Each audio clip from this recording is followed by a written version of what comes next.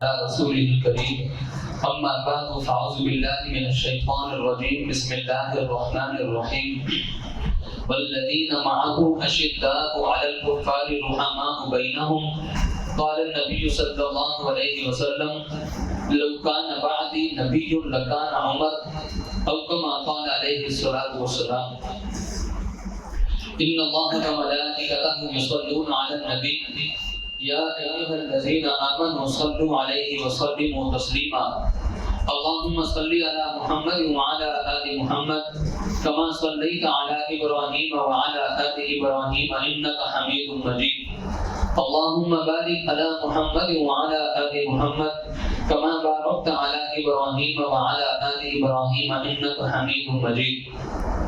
میرے انتہائی واجب الاحترام دوستوں، ساتھیوں، عزیزوں، ذوالحج کا مہینہ آخری مراحل پر ہے، مکمل ہونے والا ہے اور ابھی چند دن کے بعد محرم الحرام کا مہینہ شروع ہونے والا ہے. ذوالحج کے مہینے میں دو قربانیاں بڑی اہم تھی.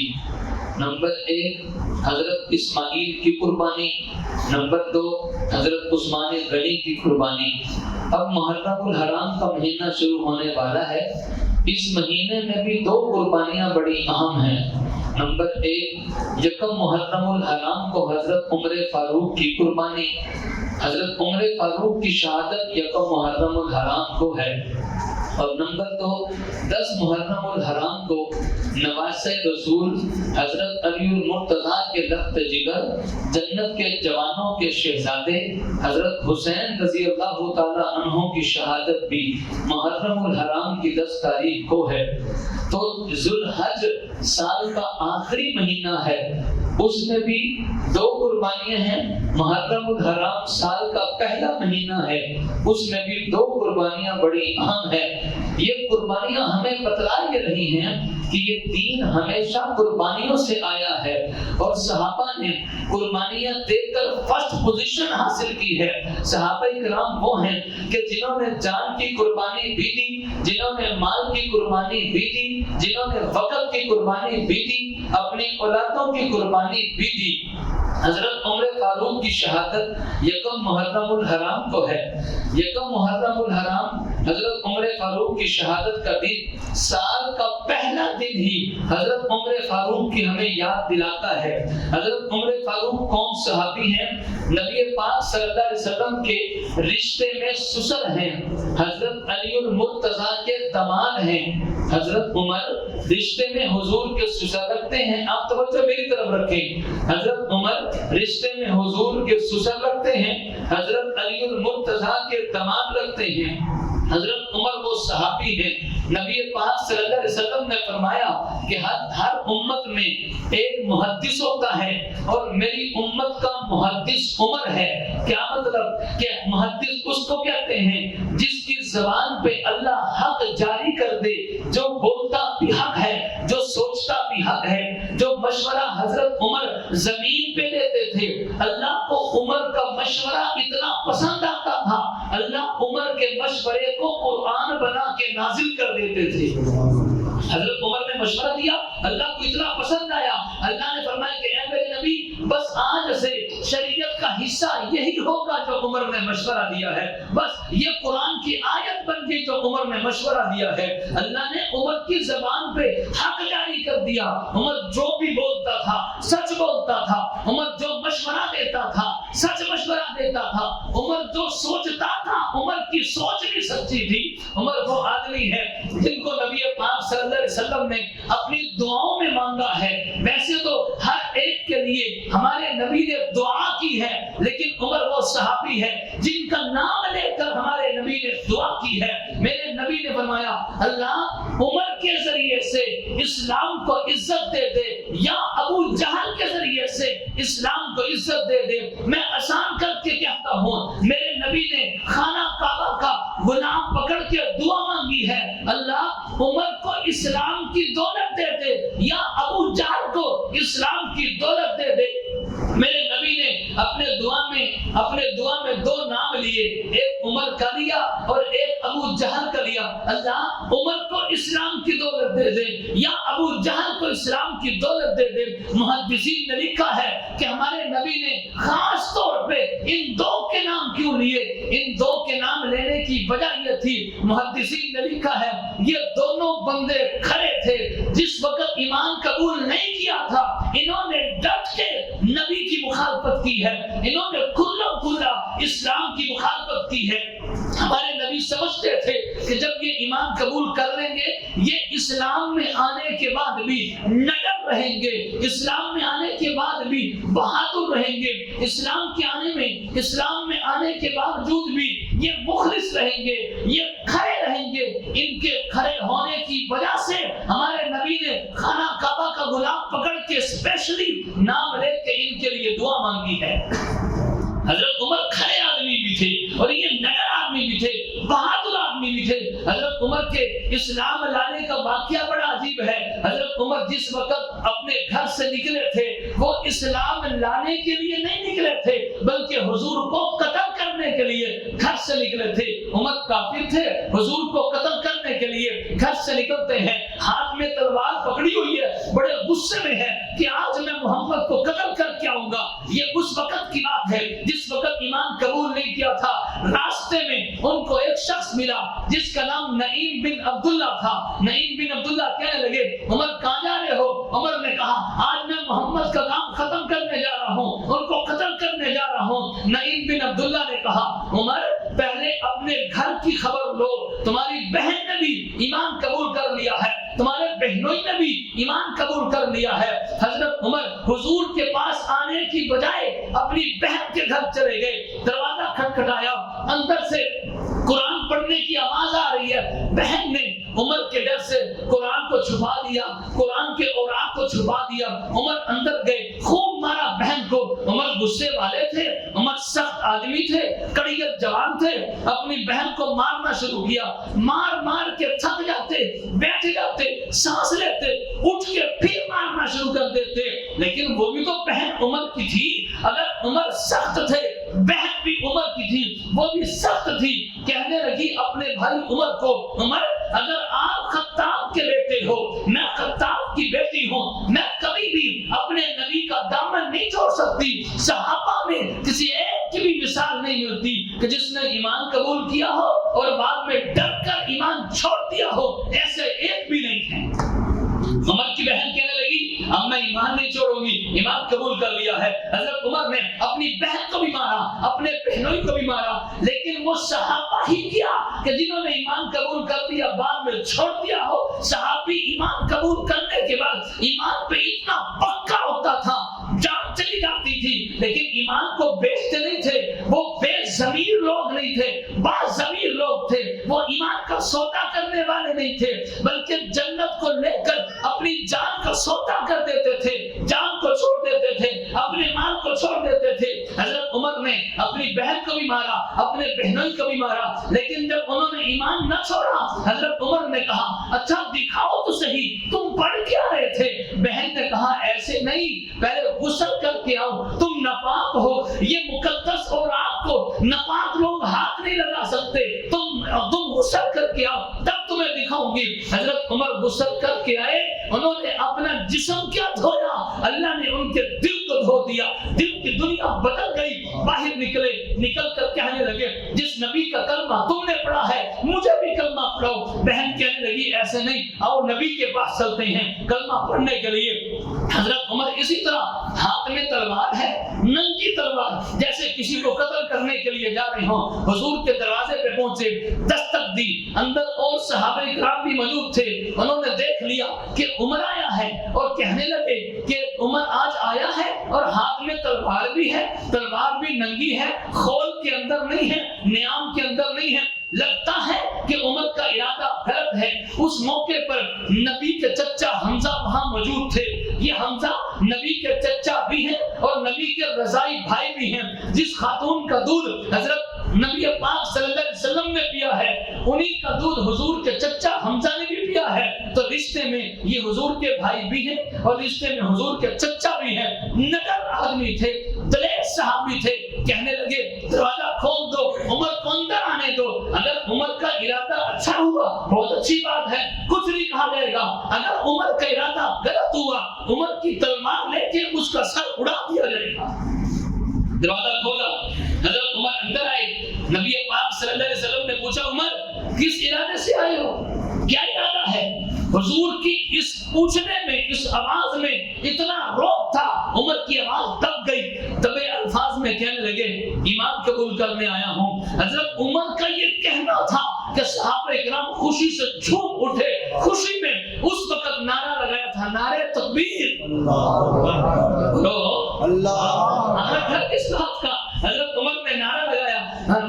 اس موقع پر خوشی میں صحابہ کرام نے سب سے پہلے یہ نعرہ لگایا تھا، نعرہ تکبیر۔ سب نے کہا اللہ اکبر۔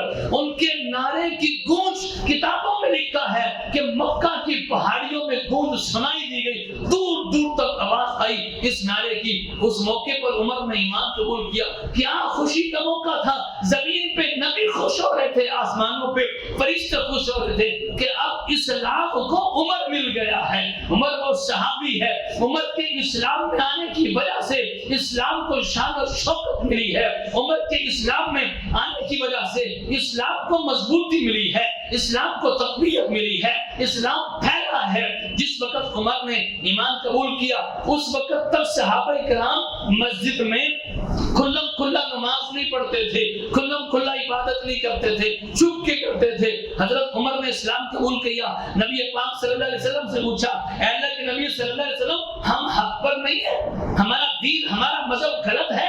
حضور نے فرمایا نہیں حق پر ہے۔ حضرت عمر کہنے لگے اگر ہم حق پر ہیں تو ہم چھپ کر عبادت کیوں کریں، ہم سب کے سامنے کیوں نہیں کرتے؟ نبی پاک صلی اللہ علیہ وسلم نے فرمایا کافر تکلیف پہنچاتے ہیں۔ حضرت عمر کہنے لگے آج میں نے ایمان قبول کر لیا ہے، ہم آج سے چھپ کر نماز نہیں پڑھیں گے، کھلا کھلا نماز پڑھیں گے۔ ہے کسی میں ہمت تو عمر کا راستہ روک کے دکھائے۔ یہ تھے نڈر صحابی۔ حضرت عمر وہ صحابی ہیں کہ جن سے انسان نہیں، جن سے شیطان بھی ڈرتے تھے۔ نبی پاک صلی اللہ علیہ وسلم نے فرمایا جس راستے سے عمر گزر جاتا ہے شیطان بھی وہ راستہ چھوڑ دیتا ہے۔ جب شیطان کو پتہ چلتا ہے اس گلی سے عمر آ رہا ہے، شیطان گلی چینج کر لیتا ہے، دوسری گلی سے آتا ہے۔ نبی پاک صلی اللہ علیہ وسلم نے فرمایا اللہ نے عمر کی زبان پہ حق جاری کر دیا۔ قرآن میں تقریباً 20-22 جگہ ایسی ہیں، 20-22 جگہ ایسی ہیں عمر نے مشورہ دیا، اللہ کو مشورہ اتنا پسند آیا، اللہ نے وہی قرآن کی آیت بنا کے نازل کر دیا، اللہ نے وہی قرآن کا حکم بنا کے، شریعت کا حکم بنا کے نازل کر دیا۔ حضرت عمر نے مشورہ دیا تھا پردے کا، پہلے پردے کا حکم نہیں تھا۔ جو مسلمانوں کی مائیں بہنیں بیٹیاں پردہ کرتی ہیں، یہ پردہ کرنے کا مشورہ کس نے دیا؟ بولو پردہ کرنے کا مشورہ کس نے دیا؟ پردہ کرنے کا مشورہ کس نے دیا؟ جو حیا والا ہوگا وہ پردہ کرے گا، جو عمر کو مانتا ہوگا وہ حیا والا ہوگا، جو عمر کو نہیں مانتا اس کا مطلب حیا والا، اس لیے کہ حیا کی بات عمر نے کی ہے، پردے کی بات عمر نے کی ہے۔ جو عمر کو مانے گا وہ پردے کی بات کرے گا، وہ حیا کی بات کرے گا، اور جو عمر کو نہیں مانے گا وہ حیا کی بات ہی نہیں کرے گا۔ اس لیے کہ پردے کا مشورہ عمر نے دیا، اللہ نے مشورہ دی، حضرت عمر نے مشورہ دیا، اللہ نے عمر کے مشورے کو قبول کیا، قرآن کی آیت بنا کے نازل کر دیا۔ ہم میں سے کون کون عمرہ کر کے آیا ہے؟ الحمدللہ، اللہ سب کو بار بار بلائے۔ آپ نے عمرہ کیا، خانہ کعبہ کا طواف کرنے کے بعد 2 رکعت نفل پڑھتے ہیں مقام ابراہیم پر کہ نہیں پڑھتے؟ آپ کو پتا ہے مشورہ کس نے دیا تھا؟ بولو عمر نے۔ مشورہ کس نے دیا تھا؟ عمر نے۔ آواز نہیں آ رہی، مشورہ کس نے دیا تھا؟ ابھی آواز نہیں آئی، مشورہ کس نے دیا تھا؟ ہاں باہر والے بھی بولیں، مقام ابراہیم پر 2 رکعت نفل پڑھنے کا مشورہ کس نے دیا تھا؟ عمر نے۔ مشورہ عمر نے دیا، اللہ نے قرآن کی آیت بنا کے نازل کر دیا، وَاتَّخِذُوا مِن مَقَامِ إِبْرَاهِيمَ مُصَلًّى۔ اے لوگو جب تم خانہ کعبہ کا طواف کر لو، مقام ابراہیم پر 2 رکعت نفل پڑھا کرو. مشورہ عمر نے دیا, اللہ نے قرآن کی آیت بنا کے نازل کر دیا. اسی طرح جب نماز کا حکم آیا, اب نماز کے لیے لوگوں کو جمع کیسے کریں, کیسے پتہ چلے گا؟ ظہر کا وقت ہو گیا, عصر کا وقت ہو گیا, مغرب عشاء کا وقت ہو گیا. نبی پاک صلی اللہ علیہ وسلم مشورہ کر رہے ہیں صحابہ کرام سے کہ بتاؤ کیا ہونا چاہیے, کیسے اکٹھا کرنا چاہیے. اذان کا مشورہ عمر نے دیا ہے. اذان کا مشورہ میں تفصیل میں نہیں جاتا, خلاصہ بتا رہا ہوں. اذان کا مشورہ, اذان کا مشورہ, بولو بولو, اذان کا مشورہ, اذان کا مشورہ عمر نے دیا ہے. اب بتاؤ شریعت کا حصہ ہے کہ نہیں کہ اذان دیا کرو؟ شریعت کا حصہ ہے, تو اس لیے یہ بات دماغوں میں بٹھا لو کہ اذان کا مشورہ عمر نے دیا ہے. اللہ نے شریعت کا حصہ بنا کے نازل کر دیا. اس طرح قرآن پاک میں 20-22 کے قریب مقامات ہیں, مشورہ عمر نے دیا. اللہ نے قرآن کی آیت بنا کے نازل کر دیا. تو عمر بڑے عظیم صحابی ہیں. حضرت عمر رضی اللہ تعالیٰ عنہ وہ صحابی ہیں جو رشتے میں حضور کے کیا رکھتے ہیں. ابھی میں نے بتلایا رشتے میں حضور کے کیا رکھتے ہیں. یہ یاد رکھیں, یہ ہمارے ایمان کی بنیاد ہے. عمر ہمارے ایمان کی بنیاد ہے. علی بھی ہمارے ایمان کی بنیاد ہے. ہمارے دلوں کی ٹھنڈک ہے علی, ہمارے سروں کا تاج ہے علی. حضرت حسن حسین بھی ہمارے ایمان کی بنیاد ہے. صحابہ بھی ہمارے ایمان کی بنیاد ہے. اہل بیت بھی ہمارے ایمان کی بنیاد ہے. اگر کوئی صحابہ کو مانے اہل بیت کو نہ مانے, ایمان نامکمل ہے. اگر کوئی اہل بیت کو مانے صحابوں کو نہ مانے تب بھی ایمان نامکمل ہے. ہم دونوں کو مانتے ہیں, دونوں ہمارے سروں کا تاج ہیں. ہم کسی ایک کا بھی انکار نہیں کرتے. فرقہ واریت جنم وہاں سے لیتی ہے. فرقہ واریت اس وقت بنتی ہے جب لوگ انکار کرنا شروع کر دیں. ہاں, فرقہ واریت کو دفن کرنا ہو, فرقہ واریت کو ختم کرنا ہو, اس کا طریقہ یہ ہے انکار کرنا چھوڑو, ماننا شروع کر دو. مانتے ہو کہ نہیں مانتے؟ مانتے کہ نہیں مانتے؟ چلیں عرفان صاحب آپ بتائیں, حضرت عمر کی کون سی صاحبزادی ہے جو حضور کے نکاح میں ہے؟ حضرت حفصہ رضی اللہ, جواب درست ہے. حضرت حفصہ رضی اللہ تعالیٰ, حضرت حفصہ رضی اللہ تعالیٰ عنہا صاحبزادی عمر کی اور بیوی نبی کی بیوی. تو رشتے میں عمر حضور کے کیا لگے؟ سسر. اگر کوئی عمر کے بارے میں اعتراض کرے گا اس کا مطلب کہ وہ نبی کے سسر پہ اعتراض کر رہا ہے. جو نبی کے سسر کو نہیں مانتا اس کا مطلب وہ نبی کو نہیں مانتا. حضور کو عمر پہ اعتماد تھا اور عمر کو حضور پہ اعتماد تھا. یہ حضرت عمر بھی حضور کے عاشق تھے اور حضور بھی عمر سے پیار کرنے والے تھے. اب یہ بتاؤ نبی پاک صلی اللہ علیہ وسلم کو کسی کو کہنے کی ضرورت تھی میرے لیے دعا کرنا؟ حضور کو ضرورت تھی کہ میرے لیے دعا کرنا؟ ایک موقع ایسا بھی آیا, حضرت عمر رضی اللہ تعالی عنہ عمرہ کرنے کے لیے جا رہے ہیں. میرے نبی نے فرمایا یا اخی لا تنسانا واشرکنا فی دعائک. اے عمر, عمرہ کرنے کے لیے جا رہے ہو, آپ خانہ کعبہ کا طواف بھی کرو گے, آپ صفا مروہ کی سعی بھی کرو گے, آپ دوسرے کام بھی کرو گے. اے عمر جب اپنے لیے دعا کرنا تو مجھے بھول نہ جانا, وہاں اپنے دعاؤں میں مجھے بھی شریک کر لینا.